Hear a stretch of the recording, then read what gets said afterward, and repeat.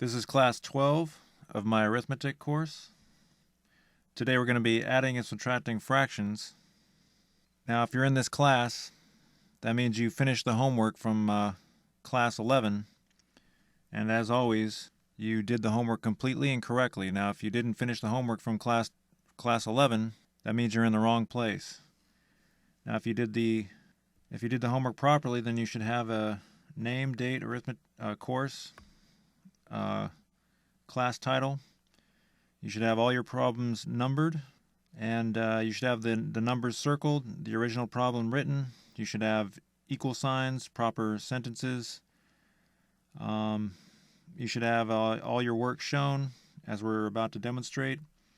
You should have your final answer rectangled, so on and so forth. Everything you see here is the way your homework should look, and your homework should be placed in the proper place in your binder. Again, if you're not doing these things, then you're on the wrong track.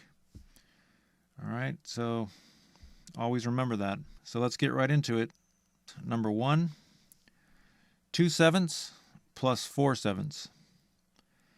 So because these denominators are the same, this is going to be really easy. When we get into different denominators, it's going to be different. But because we're adding sevenths, as you can see by this picture, we have 2/7 plus 4/7 equals how many sevenths? 6/7. It's very easy. So equals 6/7. And rectangle your final answer as usual. All right, number 2, 1/5 plus 2/5. See if you can do that one. We have a common denominator, we have fifths. 1/5 plus 2/5. If you answered 3/5, you were right. These are really easy. And again, as you can see by this picture, it makes perfect sense. It's like if you have 2/7 of a candy bar and you add 4/7 of a candy bar, then you get 6/7 of the candy bar. As long as you're talking about candy bars that are the same size. All right, number 3. Let's see if you can do number 3. 3/10 plus 4/10 is 7/10. If you got 7/10, then you were right. Very easy. So again, if you have a common denominator, if the denominators are the same, then adding fractions is really easy. You just add the numerators, that's these numbers, and you keep the denominator the same. All right, but now we're subtracting fractions. But again, if you have a common denominator, it's easy again. So 4/5 minus 1/5. You have 4/5 and you subtract 1/5. So if you subtract 1/5 from 4/5, obviously you have 3/5. Easy.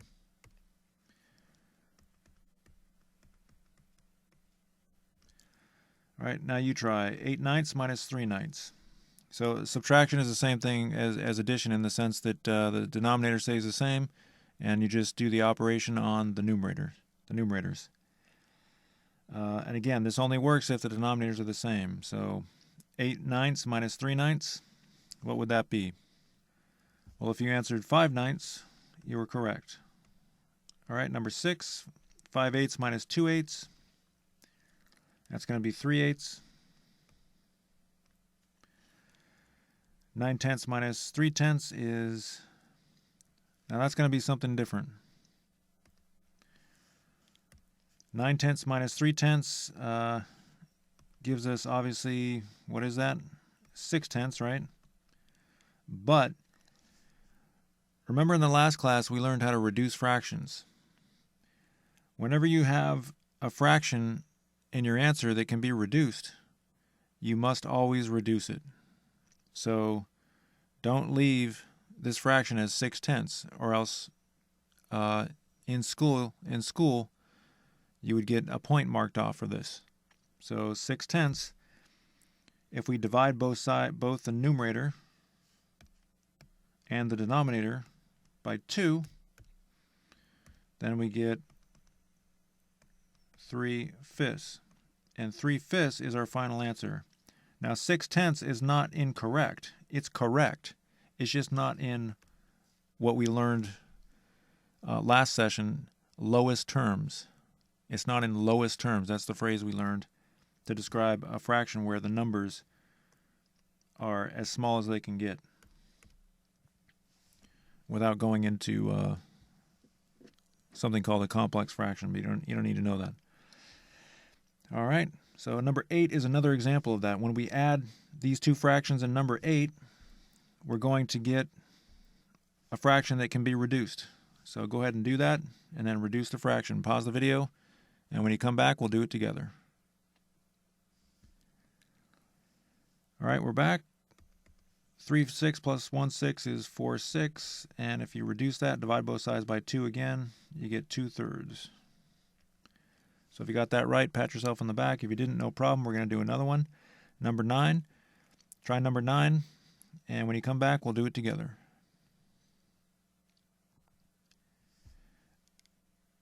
All right, we're back. 18/25, and again, we have a common denominator. It's the same denominator, so these are really easy. 18/25 minus 3/25 is 15/25. Is that the final answer? No. It's not the final answer because we can divide both the numerator and the denominator by 5. And how do I know that? Well, I know my multiplication tables, and so I can divide. And, division is the opposite of multiplication, remember. So 15 divided by 5 is 3. And 25 divided by 5 is 5.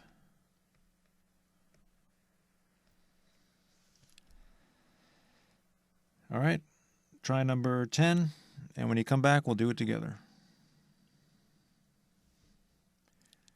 All right, number 10, 40/63 plus 5/63 equals 45/63. All right. But again, this is not our final answer. This can be reduced.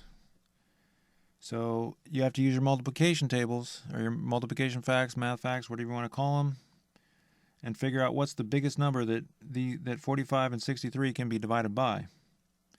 That's also called the GCF, the greatest common factor. So if we divide both the numerator and denominator by 9, then we get 5/7.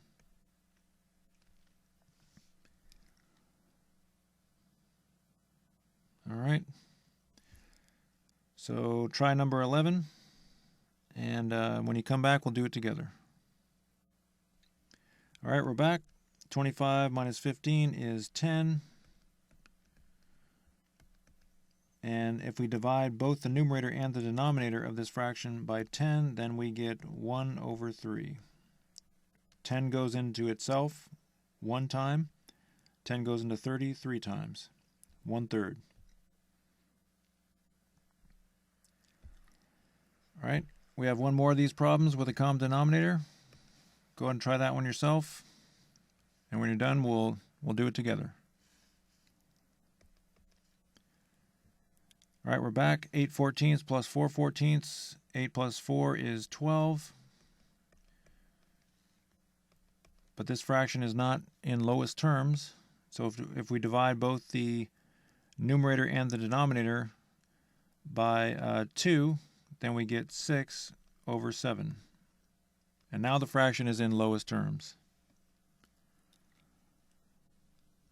All right. So now we go on to number 13. And there's something much, much different about number 13. In number 13, we're trying to add two fractions, but the denominators of the fractions are not the same. So as you can see by this picture, we have a much different situation here. With this fraction, we're adding thirds, and with this fraction, we're adding eighths. Remember what the word denominator means. It means a type of thing. For example, you might hear the word denomination referring to a church. A denomination is a type of church or a version of a church. If there are many denominations of a particular doctrine or church, those are different types of churches. When you hear the word denomination referring to money, that's talking about different types of money. You got euros, you got dollars, yen. Those are different denominations. So the word denominator tells us what we're adding or subtracting or multiplying or doing whatever we're going to do. So with number 13, our denomination is 3, 1/3, because we're adding thirds. With this other fraction, we're adding an eighth, or 5/8, but we're adding eighths. So the important point here with this picture is that, as you can see, the thirds are much bigger than the eighths. And that's the problem. We can't add thirds and eighths. We can't do it because they're not the same size. We can't add those fractions and get one fraction, or we can't combine them into one fraction. We can put them together and write them separately, like you see here.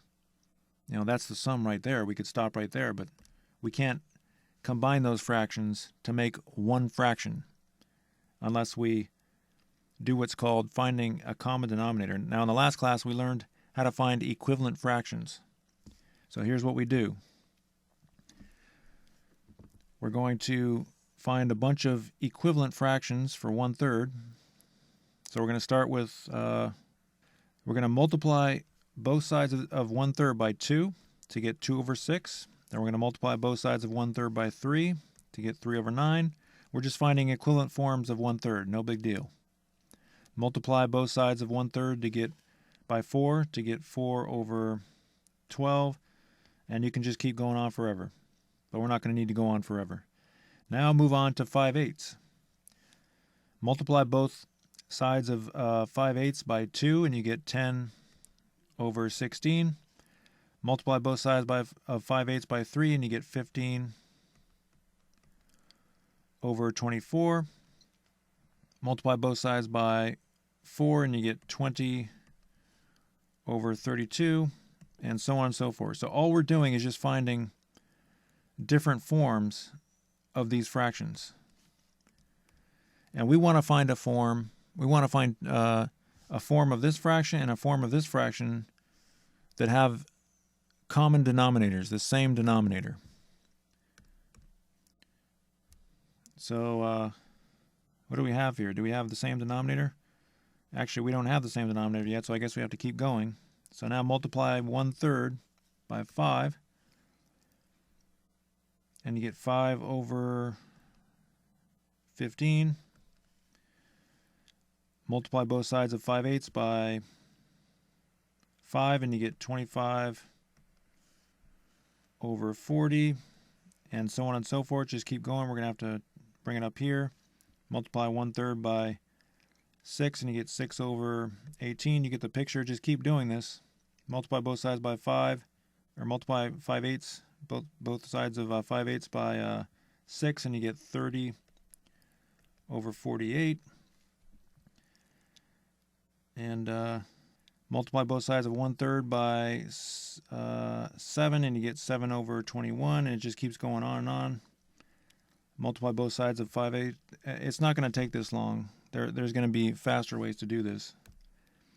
But I'm just showing you the principle. We're just finding different forms of these fractions. So multiply both sides of 1/3 by 8, and you get 8/24. And there we go. 8/24 and 15/24. So we're going to take this. We can go ahead and erase all this, I guess.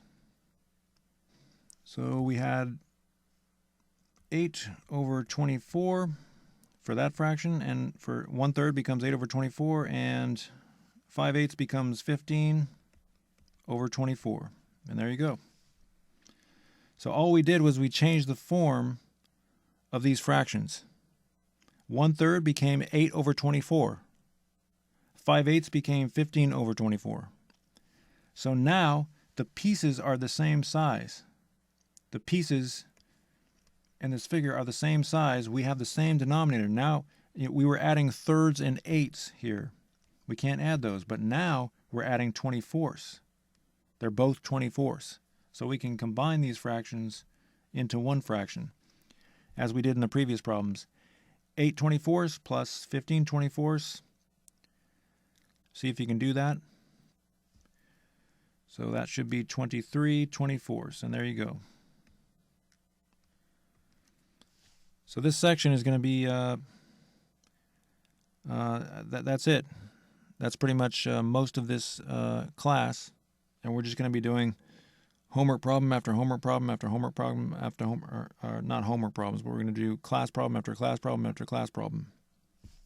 That's what we're doing for the next, however long it's going to take. All right, so you cannot add fractions with different denominators. You have to get what's called a common denominator. We got a common denominator, which is 24. We added them up, and that's our answer. Again, because thirds and eighths are not the same size, so we can't combine them. All right? So let's go to number 14.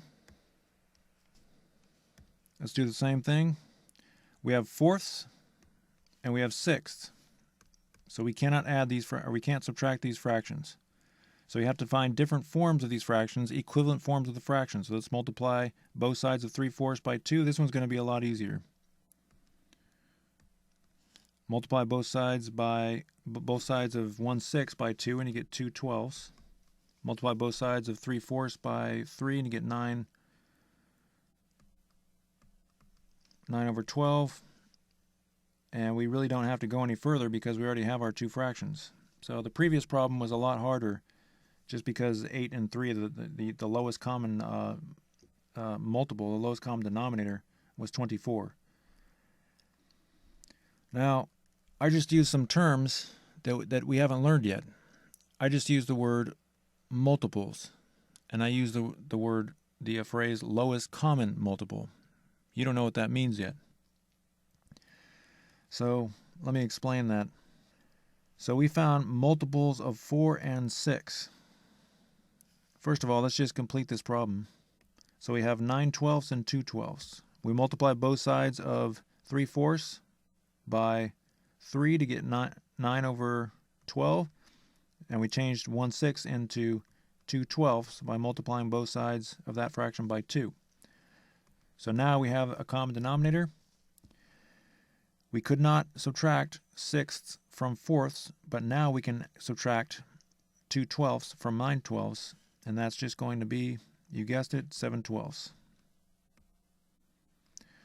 But again, we were using the term multiples, so let me explain what the word multiples mean. Multiples of 4 are 4, 8, 12, 16, 20, 24, etc.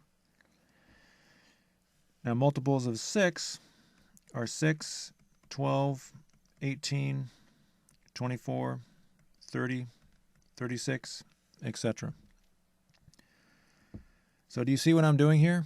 I'm taking 4, and I'm multiplying by 2, then by 3, then by 4, then by 5, then by 6. That's what a multiple of a number is. You just take the number and you multiply by 1, 2, 3, 4, 5, 6. Those are multiples. These are all multiples of 4. And the same thing with these numbers. Those are all multiples of 6. So that's what the word multiple means. In the last class, we learned what the word factor means. Factor is not the same thing as a multiple. Keep that in mind. Don't confuse factors with multiples. Kids do that all the time. Or whoever's taking this course, adults, kids, elderly, whatever. People, they mix up factors and multiples all the time. Multiples are always bigger than the number, or the same size as the number. Multiples of 4, all these numbers are bigger than 4, or the first multiple is the same size as 4. Factors are always going to be the same size or smaller. So there's a big difference between multiples and factors. But anyway, back to our point here. We found the lowest common multiple. So we have multiples that are common. We have 12 and 12, and we have 24 and 24. And if we keep going, I bet we could find a lot more. But we don't want just any multiples. We want the lowest common multiples, or the lowest common multiple, which is 12. So you don't really need to know the word multiple or any of these fancy terms to add or subtract fractions. But in school, they teach you these terms because they help you figure out the concepts. They help mathematicians name these operations, and they're naming the ways to find a lowest common denominator, and they're coming up with all these fancy terms. So you don't have to know the terms in order to add or subtract fractions, but you do have to know the terms because they might appear on a test somewhere. And so I'm going to put these terms on my tests, and don't worry about it though, because I'm going to remind you later on about these terms. But just be aware that the word multiple, as the word factor, all these terms are going to be. I'm going to require you to know these things in my course. So 12 is the lowest common multiple. So we call 12 the lowest common multiple. So when you find a common denominator, in this case it's 12, that number is called the lowest common multiple of the two denominators. And the lowest common multiple, when you put it in the denominator, it's called the lowest common denominator. So you abbreviate lowest common multiple with LCM, lowest common multiple, and you abbreviate lowest common denominator with LCD, lowest common denominator. So if you see these abbreviations and hear these terms, that's all it means. This stuff is really easy, but they come up with these fancy terms you have to memorize. All right, so let's go on to 15. Number 15, we need a common denominator. Eighths and fourths are not the same size pieces. How can we do this? Well, I'm going to start doing things a lot faster because obviously this is taking a while, and it doesn't really take a lot of time to add or subtract fractions. I'm just doing it the long way so you understand the concepts, but now we're going to start to go faster. All right, so 3/8 minus 1/4. I can see that I don't have to do anything with 3/8. I can just keep it as the same. I can keep that fraction in the same form. But if I multiply both sides of 1/4 by 2, I get 2/8. So in that example, I didn't have to change the form of this fraction. The lowest common multiple of 8 and 4 is 8. All right, so 3/8 minus 2/8 is 1/8, and we're done. So the problems that we've done so far, they're taking a little bit longer than they really need to, just because, again, I'm explaining the concepts here. All right, number 16.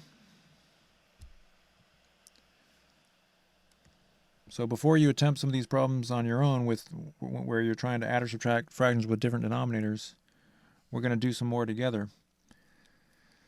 But again, I'm going to show you some faster ways of doing this. Now, again, we're finding the lowest common multiple of the denominators. But one important thing that you need to know is, the multiple. Well, let me just show you. The multiples of 6 are 6, 12, 18, 24, so on and so forth. 9 or 9, 18, 27, blah, blah, blah. You get the point. So an important thing to understand is that, again, we're trying to find the lowest the common multiples, which in this case you can see pretty clearly is going to be 18. But an important thing to understand is that the lowest, the smallest denominator, which is 6, 9 is bigger than 6, right? So 6 is the smaller denominator. That number is never going to be the lowest common multiple, because multiples of 9 have to start at 9. So it's impossible for the smallest denominator of one fraction to be a multiple of the bigger denominator. So the point I'm trying to make here is the easy way to do this is just start with the bigger denominator. Let's get rid of all this. So you want to start with the bigger denominator, 2/9. I don't know why I'm rewriting it. Multiply both sides by 2, and you get 4 over 18. And I can already see that if I'm 6 times 3 is 18. So I just multiply both sides of the other fraction by 3, and I get 15 over 18. And there you go. That's the fastest way to find the lowest common denominator. So you start with the bigger denominator, and you see if the smaller denominator goes into the bigger denominator. If it doesn't, you just multiply it by 2. Then you see if the smaller denominator goes into the bigger denominator multiplied by 2. If it doesn't, then you multiply the bigger denominator by 3. See if the smaller denominator goes in, so on and so forth. That's the fastest way to do it. Now you can do it the slow way if you want, but that's fine. Eventually your brain's going to figure out that this is the fastest way to do it. So 15 eighteenths minus 4 eighteenths is 11 eighteenths, and we're done. All right, number 17.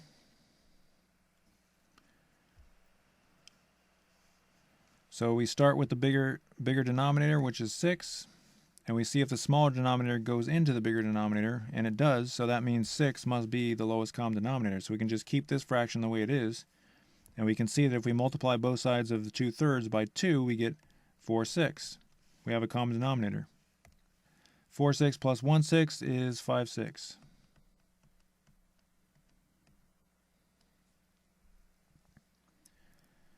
So again, you can write out the multiples, you can write out equivalent fractions, but it really doesn't. You really don't have to do all that work. You know, you can do a lot of this stuff in your head. So number 18, find the sum of 1/4 and 3/16. Now, what does the word sum mean? It means you want to add the numbers. The sum is the result when you add the two numbers together. So we have 1/4 and 3/16. So again, does 4 go into 16? It does. So that means 16 is the lowest common denominator.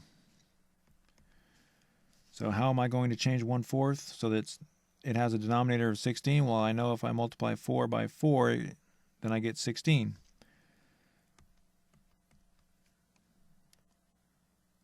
Now, a lot of students like to just keep the 1, but that's a horrible, horrible mistake. Remember, in order for a fraction to remain equivalent, you have to multiply both the numerator and the denominator by the same number. So if you multiply the bottom by 4, you multiply the top by 4. 1 times 4 is 4, so 1/4 becomes 4/16. 4/16 plus 3/16 is 7/16. All right, number 19, find the difference between 7/8 and 5/6. So why don't you try this problem? And if you haven't figured it out already, adding and subtracting fractions, it's not hard to do, but the process takes a little bit of thought. What you'll find is that the concept of subtracting or adding pieces is fairly simple, but the math can be a little bit involved. It's going to take some practice to learn how to do this quickly. Whereas when you learn multiplication and division of fractions, the situation is going to be reversed. The actual operation of multiplying and dividing fractions is going to be easy, but you'll find that understanding the concepts is not so easy. But anyway, that's for the next classes, so don't worry about that now. Number 19, find the difference between 7/8 and 5/6. So again, we can't add eighths and sixths, so you have to get a common denominator. So you can do it the long way. You can find multiples of 8 and 6. You can write them all out. And then circle the common denominator or common multiple, or lowest common multiple. Or you can find equivalent fractions. You can do it any way you want to do it, but just make sure you do it correctly. Make sure that the equivalent fractions are equivalent. So go ahead and try this, and when you come back, we'll do it together. All right, we're back. The difference between 7/8 and 5/6. 7/8 minus 5/6. So if I multiply both sides of 7/8 by 3, I get 21 over 24. If I multiply both sides of 5/6 by 4, I get 20 over 24. So how did I know to do that? Well, I knew to do that because if I multiply it by 8, if I multiply 8 by 3, I get 24. And if I multiply 6 by 4, I get 24. So the whole point is we have the common denominator. 21 24ths minus 20 24ths is 1 24th. Now this is an interesting situation here. You see what's happening to me? I can't go down.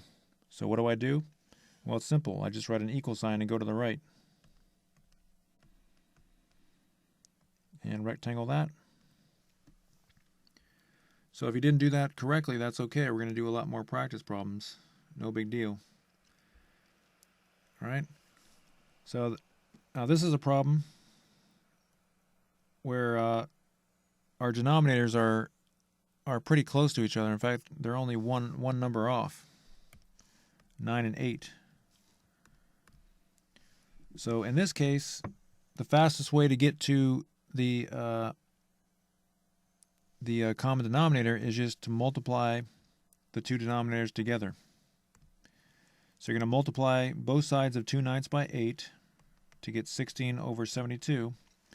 And you're going to multiply both sides of 3/8 by 9 to get 27 over 72. That's the fastest way to do it. Again, when the two denominators are really close to each other, most of the time you're just going to multiply the two denominators together to get your common denominator.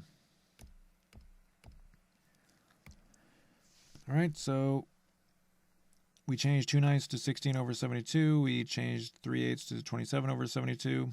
So 16 over 72 plus 27 over 72 would be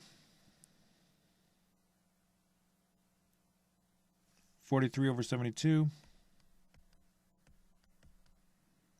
And I don't think that can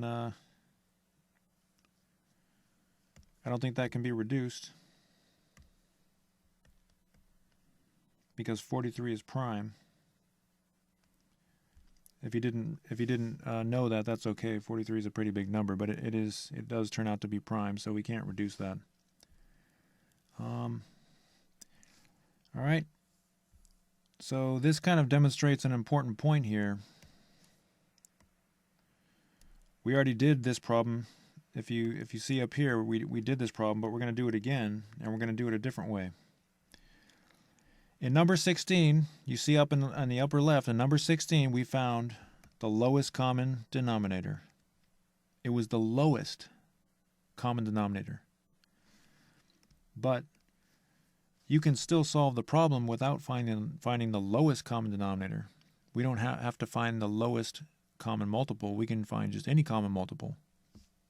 It's always best to find the lowest common multiple, but I'm just going to show you that any common multiples will work for the denominator. But there's a downside to finding multiples that are not the lowest common. The downside is that we're going to have to reduce the fraction afterwards. So you'll see what I mean. So instead of, in the previous problem, we multiplied the denominators together. It turns out that multiplying the denominators together is always going to work. So 6 times 9, let's try 6 times 9. So 6 times 9 is going to be 54. That's our denominators. Because if I multiply both sides of 5/6 by 9, then I get 45 over 54. If I multiply both sides of 2/9 by 6, then I get 12 over 54. So obviously, 9 times 6, whatever that is always going to be a multiple of 6. Because 6 times 9 is a multiple of 6. And 9 times 6 is always going to be a multiple of 9, because 9 times 6 is a multiple of 9. So what that means is if you multiply these two numbers together, it's always going to work. Now, a lot of students will say, well, if it's always going to work, then I'm just going to do it that way. That seems easier. Well, you can do that. But the problem is, when we subtract, 45 minus 12 is 33. So you get 33 over 54. The problem is this fraction can now be reduced. So the benefit of finding the lowest common denominator is that you don't have to reduce once you get your final answer. So now, again, we solved it a different way. This is the same problem that we did up here in number 16, but because we didn't find the lowest common denominator, we got a different number. 33 over 54 looks much different than 11 over 18, but it's actually the same value. So let's reduce 33 over 54, and we should get 11 over 18. 33 over 54, what can we divide both sides by?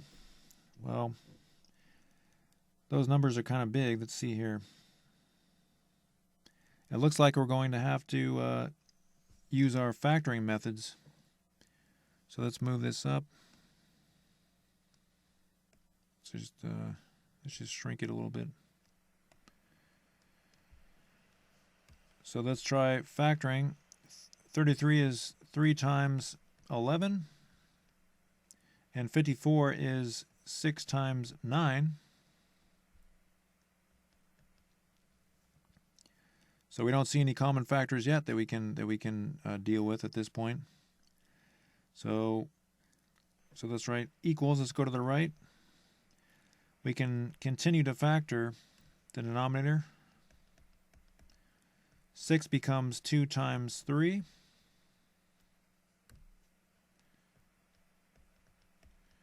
And we can actually factor 9 also, but we don't really need to. We know that these 3's are going to cancel out. And you're going to end up with 11 over whatever 2 times 9 is. 11 over 2 times 9 is 11 over 18. 2 times 9 is 18. So that's the answer. And notice that's the same answer we got over here.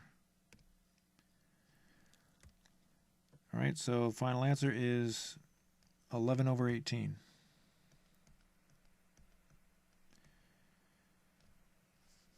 So we did it a different way, but because we didn't find the lowest common denominator, it took us longer. So that's the benefit of finding the lowest common denominator, also called the lowest common multiple of the two denominators. All right, 3/4 minus 1/6.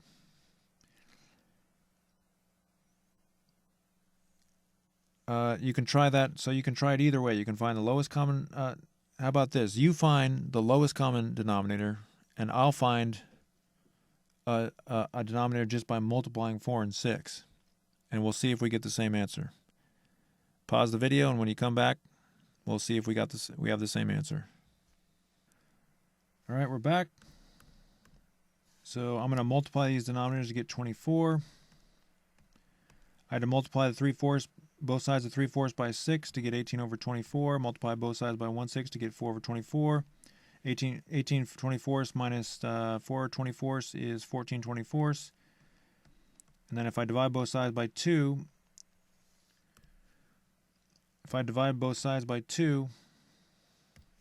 then I get 7 over 12. So if you got 7 over 12, you were correct. But if you use the lowest common denominator, the lowest common denominator of the lowest common denominator of those two fractions is actually 12. I didn't use 12. Okay, I used 24. So my way took a little bit longer because I had a fraction that I had to reduce. If you use 12 instead of 24, then you didn't have to reduce your fraction. So you got there quicker. And again, I got 24 just by multiplying 4 and 6. It worked, but it just took longer. All right. So 23. See if you can do 23 on your own. And when you come back, we'll do it together.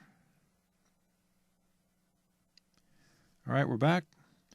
Multiply both sides of 4/5 by 4, and you get 16 over 20. And as you can see, we only had to change one of the fractions. We changed 4/5 to 16 over 20, and we kept 3/20. So there's actually three situations that you're going to encounter when you're adding or subtracting fractions. One situation is where you can keep one of the fractions in the same form, and the other fraction you have to change. And we're going to go over the other two situations in the next two problems. So 16/20 minus 3/20 is 13/20, and you're done.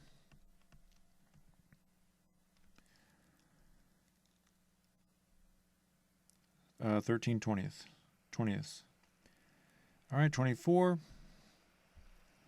This is the second type of situation.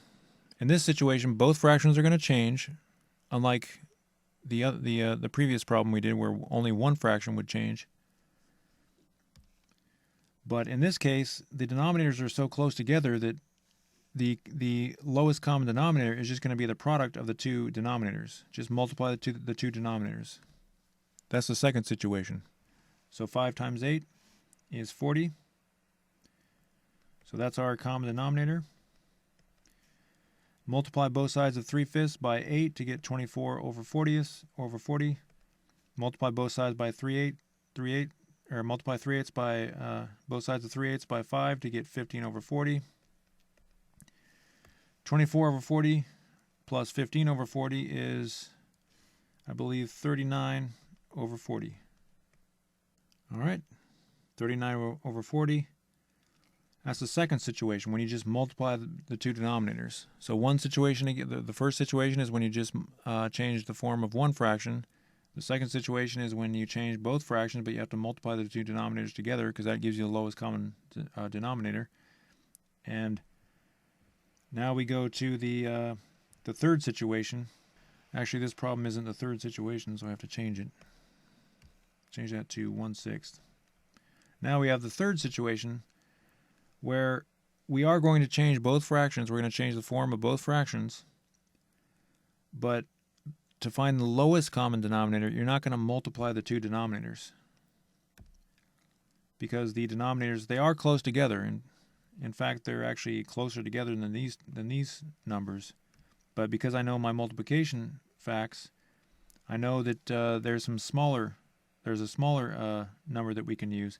If you multiply the two fractions together, you get 48. 48 is going to be a common multiple, a common denominator, but not the lowest common denominator. Now, why is that? Well, because 8 times 6 is a multiple of 8, because 8 6 times is obviously a multiple of 8. And 6 times 8 is a multiple of 6, because we learned about multiples, and 6 times 8 is a multiple, so 48 works. It's a common multiple, but it's not the lowest common multiple. I know from my multiplication facts that if I multiply both sides of 5/8 by 3, I get 15 over 24. And if I multiply both sides of 1/6 by 4, I get 4 over 24. 24 is the lowest common multiple of 8 and 6. So that's the third situation where you don't multiply the two fractions together. You use a slightly different procedure to get the lowest common denominator. So 15 24ths plus 4 24ths is 19 24ths. And there you go. So that's the three situations. First situation, one fraction will change, the other won't. Second situation, two fractions will change, and the lowest common denominator is just the product of the two denominators. And the third situation is when you change both fractions, but the product of the two denominators is not going to be the lowest common denominator. So, you don't have to think about all this as you're doing it. All you have to do is just find the lowest common denominator and then make sure that your answer is reduced. That's all you have to do in these problems. It's no big deal. But I'm just showing you the different situations that you're going to encounter. And as you do more and more of these problems, this is going to become second nature to you. You're going to do these problems a million times in the next course and the next course after that. And as you go on through the elementary school, middle school, high school, so on and so forth. And you're going to start to get to the point where it's just going to become second nature. So it's no big deal. All right, 26. Let's do a word problem. Johnny jumped 2/3 of a meter. A meter is a unit of length. Johnny jumped 2/3 of a meter and jumped 1/4 of a meter. How much farther did Johnny jump? So, no big deal. If you want to find out how much farther Johnny jumped than Anna, we have to find the difference between those two fractions. So this is actually a subtraction problem. 2/3 minus 1/4. Go ahead and do that, and when you come back, we'll do it together. All right, we're back. 2/3 minus 1/4. There's not a lot of room here, so I'm going to go to the side. Remember, you can go to the right or you can go down. But we don't go to the left and we don't go up, because that's just not how we read and write, and that's not how we do it in math. So if I multiply both sides of 2/3 by 4, I get 8/12, and if I multiply both sides of 1/4 by 3, I get 3/12. 8/12 minus 3/12 is equal to 5/12. So if you did that correctly, pat yourself on the back. If you didn't, no problem. We're going to do a lot more problems. All right, why don't you try number... what you're going to find when you do number 27 is that even if you find the lowest common denominator, we're actually still going to have to reduce. So this is one rare example where even if you find the lowest common denominator, it just so happens that the final answer is actually going to be you're going to need to reduce. So just keep that in mind when you're doing this problem. All right, go ahead and attempt the problem, and when you're done, we'll come back and do it together.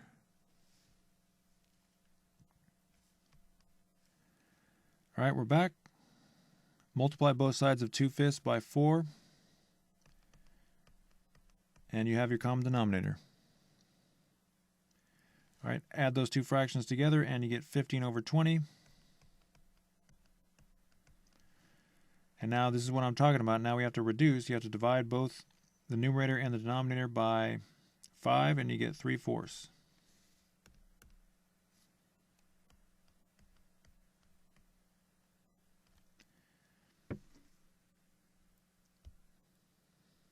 All right, let's go on to 28.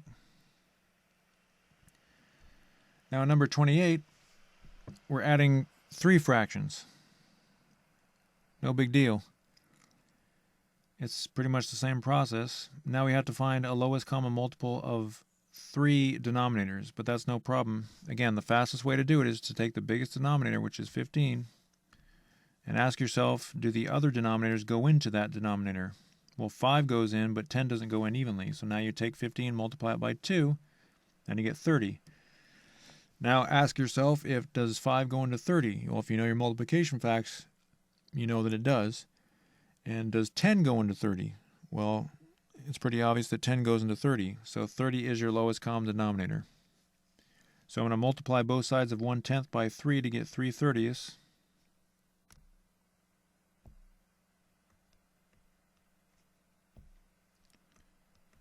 And I'm going to multiply both sides of 1/15 by 2 to get 2/30. And I'm going to multiply both sides of 2/5 by 6 to get 12/30. Now, if you're wondering how I can multiply those numbers so quickly, that's probably because you didn't memorize your multiplication facts. But hopefully you didn't get this far if you didn't memorize your multiplication facts. So I'm not going to keep criticizing that issue, or that criticizing you as if you didn't do it, because you wouldn't be here if you didn't know your multiplication facts by now. So 3/30 plus 2/30 plus 12/30 is 17/30, and then that cannot be reduced. 17/30. All right, so as you can see, with 3 fractions or 4 fractions or 100 fractions, it's really just the same procedure. But don't worry, I'm not going to give you more than 3 fractions. So why don't you try number 29? Again, we cannot subtract or add fractions unless we get a common denominator. Try 29, and when you come back, we'll do it together.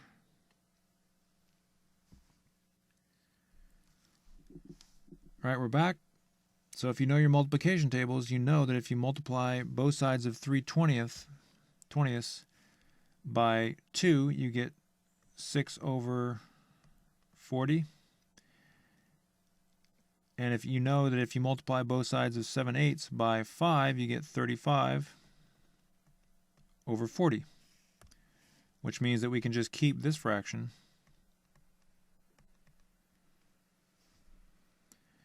and now we have a common denominator.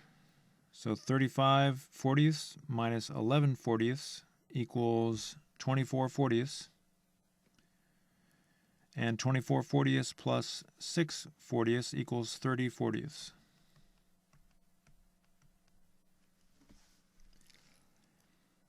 Now at this point, yeah, that's right, 30 over 40. At this point, you may realize that we can divide both sides by 10 to get 3 over 4. So if you did that problem correctly, pat yourself on the back. And on to the next one. Find the sum of 2/5, 2/7, and 8/35. So what does sum mean? Sum means addition. So all we're going to do is add these. So go ahead and write the problem. 2/5 plus 2/7 plus 8/35. And go ahead and find the sum, and when you come back, we'll do it together.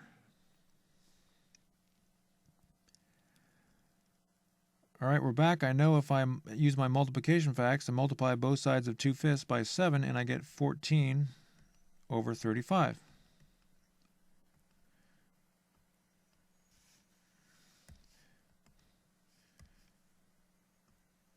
If I multiply both sides of 2/7 by 5, I get 10 over 35.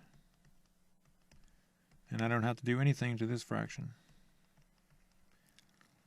So now I have a common denominator. 14 35ths plus 10 35ths is 24 35ths. 24 35ths plus 8 35ths is 32 35ths.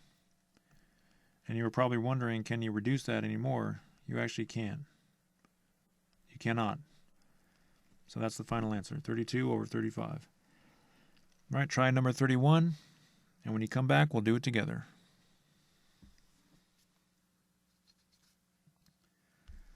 All right, number 31. Let's see here. I'm going to start with the bigger denominator, or the biggest denominator. 18. Does 9 go into 18? It does. That's a good sign. 18 might be the lowest common denominator. But does 12 go into 18? Well, it goes in once, but it doesn't go in evenly. So 18 is not the lowest common denominator. So now you take 18, the biggest denominator, and you multiply it by 2. If you multiply 18 by 2, you can go ahead and do that. You should have gotten 36. Now, does 9 go into 36? Well, if I know my multiplication facts, I know 9 times 4 is 36. So 9 does go into 36. Does 12 go into 36? Well, 12, we don't really know those multiplication facts above 11, but if you play around, you'll find that 12 times 3 is 36. So, turns out 36 is the lowest common denominator. So I multiply both sides of 5/18 by 2, and I get 10 over 36. I multiply both sides of 7/12 by 3, and I get 21 36. And if I multiply both sides of 1/9 by 4, I get 4 over 36. So 4 over 36 plus 21 over 36 minus 10 over 36 is 15 over 36.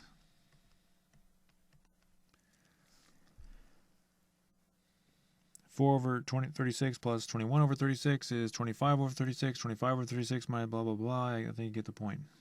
All right, 15 over 36. Now, we have a problem here. If you left it as 15 over 36, then you might get a point marked off here.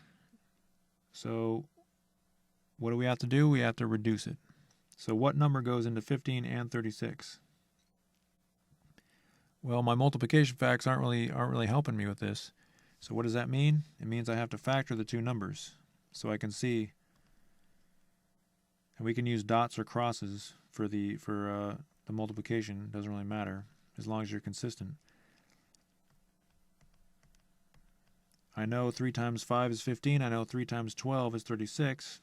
I could have factored the denominator in many different ways, but I chose that way because 3 is going to cancel out, and you're going to be left with 5 over 12. So 5 over 12 is the final answer.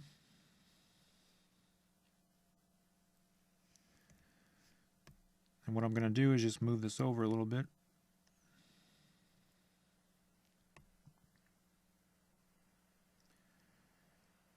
Actually, I'm just going to keep that there and then erase this. Right, the final answer is 5 over 12.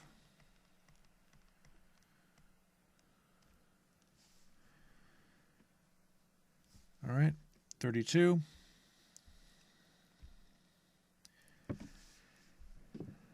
Let's do 32 together, and then you can do 33 on your own. So again, to review, we added fractions with the same denominator. That was easy. But then when we got to fractions with a different denominator, that was much more difficult. We had to find a common denominator. In order to do that, we had to change the form of the fractions by finding equivalent fractions, and that's this entire class. That's all we're doing in this class. Or pretty much all we're doing. Jerry had 5/9 of a gram of gold, but he then sold 2/15 of a gram of gold. What fraction of a gram of gold does he have left? Well, what kind of operation do you think this would be? Well, if you said subtraction, that's correct. 5/9 minus 2/15. And I'm going to go from left to right because I don't really have much room here to go down.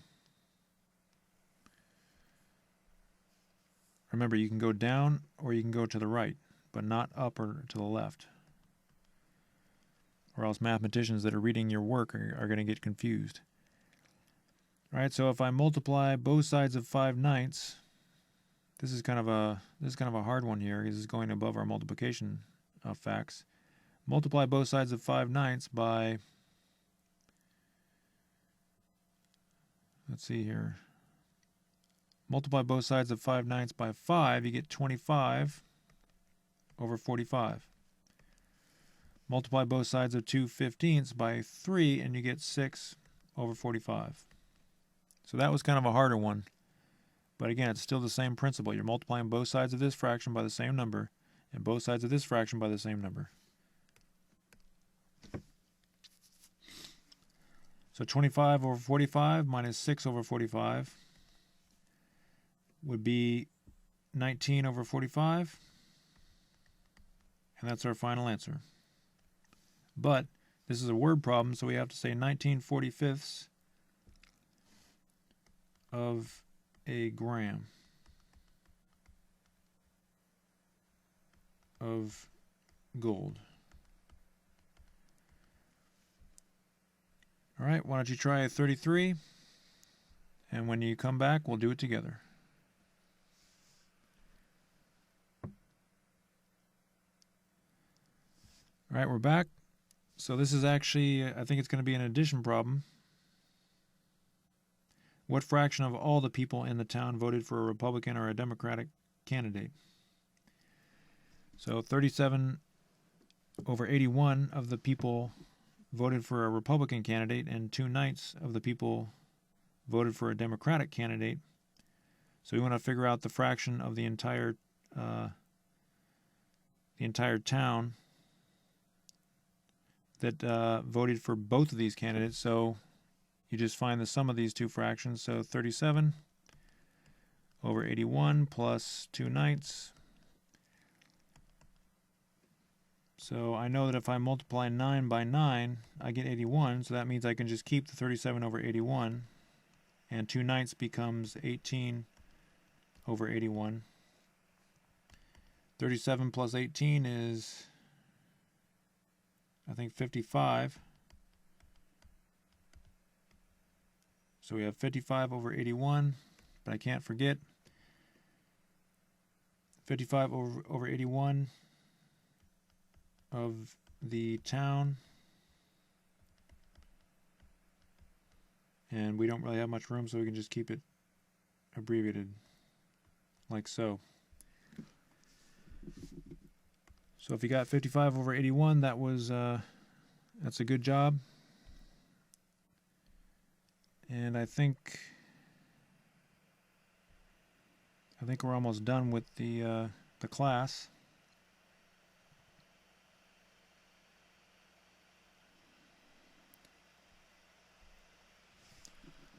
But find the last two problems are just finding the lowest common multiple of the following pairs of numbers. So I actually already showed you how to do this. But these are the types of problems that you might see on a test other than my tests. They're going to be on my test, but the reason I'm putting them in my course, the idea of multiples in my course, is because you might see it again on other tests. So let's just do a couple problems where we have to find the lowest common multiple. Again, why are we doing this? Because it helps us find the lowest common denominator. Do we have to do this? No. We can find the lowest common denominator without doing this.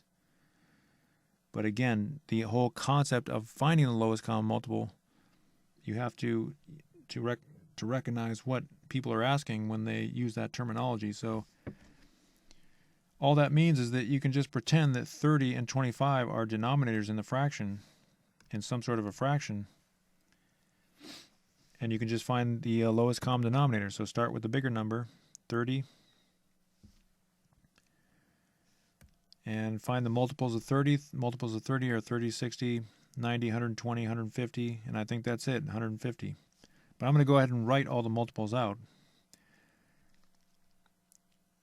30,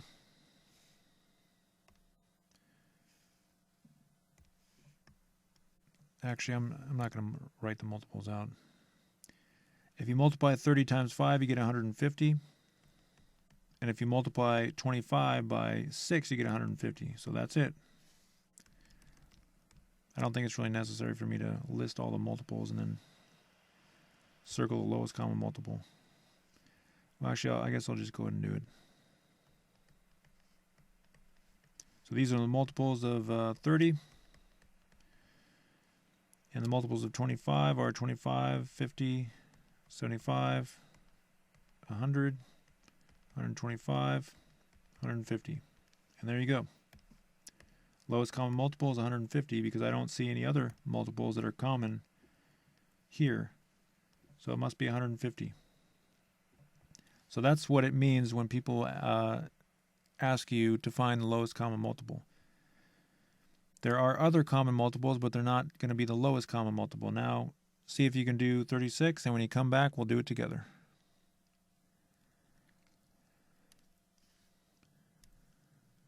All right, we're back.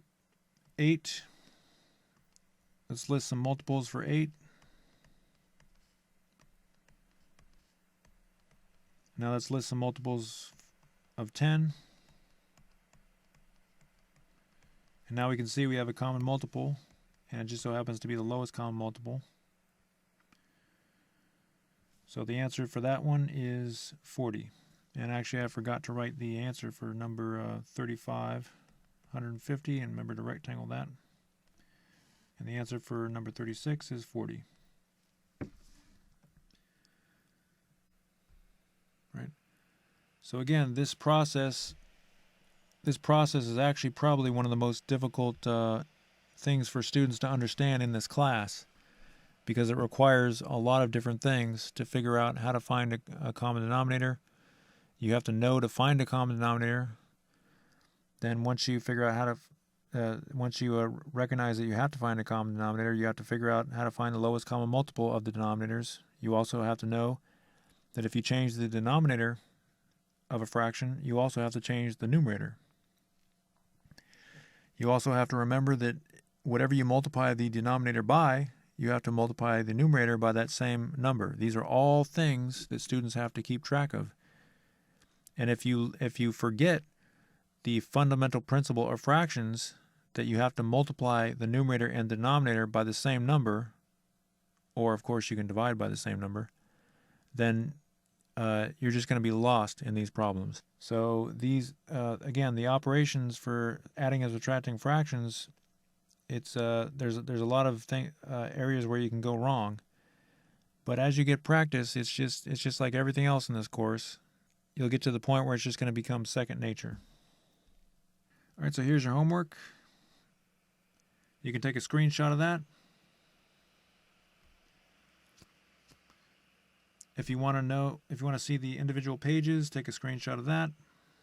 Take a screenshot of that. Take a screenshot of that.